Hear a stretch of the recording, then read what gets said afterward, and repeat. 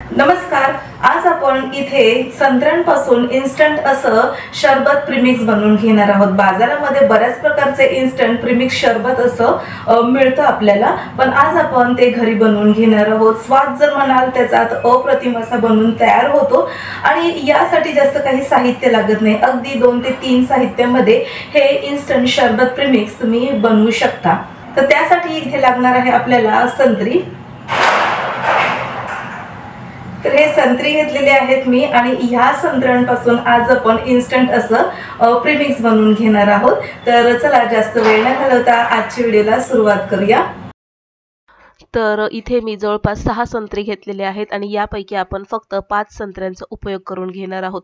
तर बाजारामध्ये संत्र्यांचा सीझन आलेला आहे आणि मस्त ताजी संत्री आलेली आहेत. तर या संत्र्यांची आपल्याला साल काढून घ्यायची आहेत.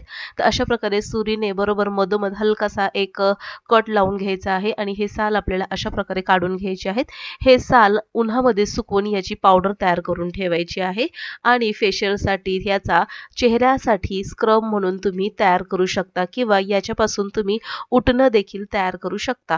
तर अशा प्रकारे आता ह्या सर्व संत्र्यांची मी साल काढून घेत आहे आणि ह्या संत्र्यांच्या आपल्याला नंतर फोडी तयार करून घ्यायच्या आहेत. तर या बाउलमध्ये 5 संत्र्या मी घेतलेल्या आहेत, त्याचे साल काढून घेतलेले आहेत आणि याच्या आपल्याला अशा प्रकारे फोडी तयार करून घ्यायच्या आहेत. आता फोडी तयार केल्यानंतर या ज्या फोडी आहेत या फोडी आपल्याला मिक्सरच्या भांड्यामध्ये घालून याचा एक साधारणपणे हलकासा पल्प तयार करून घ्यायचा आहे आणि म्हणजे काय होईल की याच्यापासून मस्तपैकी ज्यूस तयार होईल. तर आता ह्या फोडी तयार करून झालेल्या आहेत. याला आता आपण एका मिक्सरच्या भांड्यामध्ये घालून घेऊया. आज आपण इथे संत्र्याचं इन्स्टंट असं शरबत प्रीमिक्स बनवून घेणार आहोत. इथे जसे संत्री वापरले आहेत त्याऐवजी तुम्ही इथे अननस देखील वापरू शकता.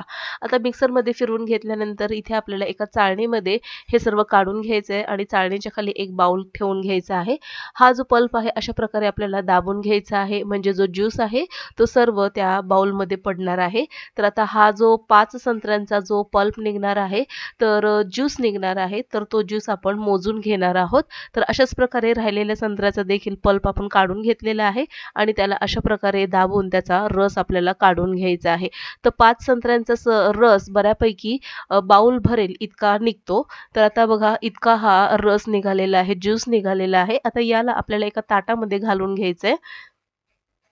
तर हा जो रस आहे, ज्यूस आहे, तो आपण एका छोट्या बाउलने मोजून घेतलेला आहे. तर जवळपास एक बाउल छोटासा भरेल इतका हा ज्यूस निघालेला आहे. आता हा ज्यूस आपल्याला ताटामध्ये अर्धा घालून घ्यायचा आहे. तर अर्धा ज्यूस या ताटामध्ये आणि अर्धा ज्यूस जो आहे तो दुसऱ्या ताटामध्ये आपण घालून घेणार आहोत. तर जास्त ज्यूस देखील या ताटामध्ये घालायचा नाही, कारण की यामध्ये आपण साखर घालून घेणार आहोत. तर अर्ध्या वाटी ज्यूससाठी इथे आपण 1 वाटी साखर वापरलेली आहे. तर दुसऱ्या ताटामध्ये देखील इतकंच प्रमाण आपण घालून घेणार आहोत साखरेचं.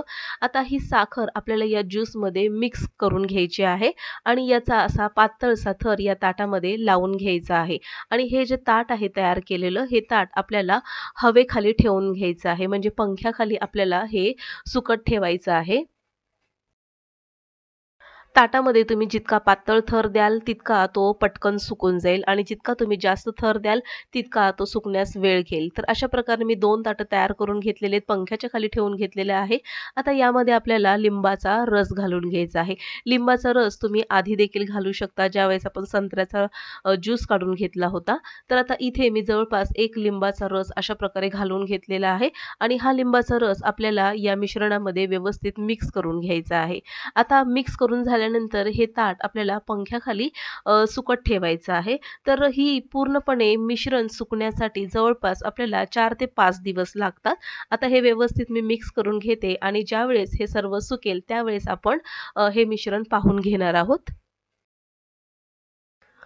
जवळपास 4 दिवसानंतर आपण आता हे ताट पाहणार आहोत. तर बऱ्यापैकी हा ज्यूस सुकून गेलेला आहे आणि याची आता साखर तयार झालेली आहे आणि याचा रंग देखील बघाल तर मस्तपैकी छान असा ऑरेंज हलकासा पिवळट रंग असा आलेला आहे.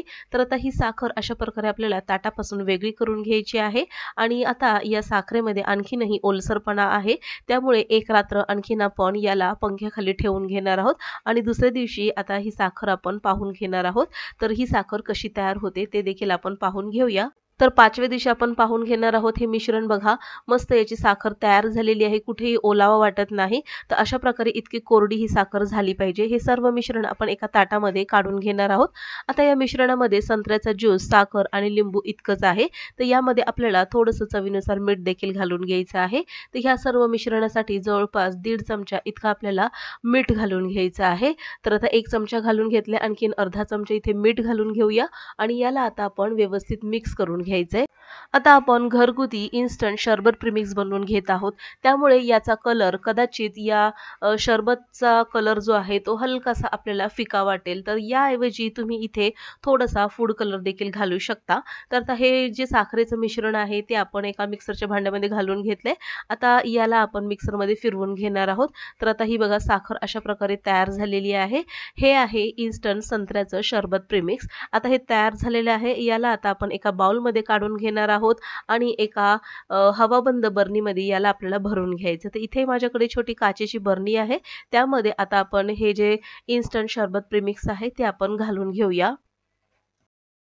फक्त 4 ते 5 दिवसामध्ये इन्स्टंट शरबत प्रीमिक्स तुम्ही अशा प्रकारे घरामध्ये बनवू शकता. आता ह्या प्रीमिक्सचा रंग हलकासा क्रीम कलरचा आलेला आहे. तर यामध्ये तुम्हाला आवडत असेल तर तुम्ही थोडासा ऑरेंज फूड कलर घालून देखील हे मिश्रण तयार करू शकता, प्रीमिक्स तयार करू शकता. आता इथे एका ग्लासामध्ये मी पाणी घेतलेलं आहे आणि जवळपास 2 ते 2.5 चमचे हे प्रीमिक्स आपण घालून घेऊया आणि आता हे प्रीमिक्स आपण मिक्स करून घेऊया. तर या शरबतचा जो कलर आहे शरबतचा, तर त्याचा रंग बघा हलकासा आता पिवळा होत चाललेला आहे आणि आता आपण जसं साखर ही विरघळत जाईल तसा या शरबतला छान असा रंग येतो. तर बघा असा हा शरबत तयार झालेला आहे. आजची रेसिपी आवडल्यास लाईक करा, शेअर करा, सबस्क्राईब करून बेल आयकॉन प्रेस करा. पुन्हा भेटूया नवीन एका इंटरेस्टिंग रेसिपी सहित. तोपर्यंत बाय.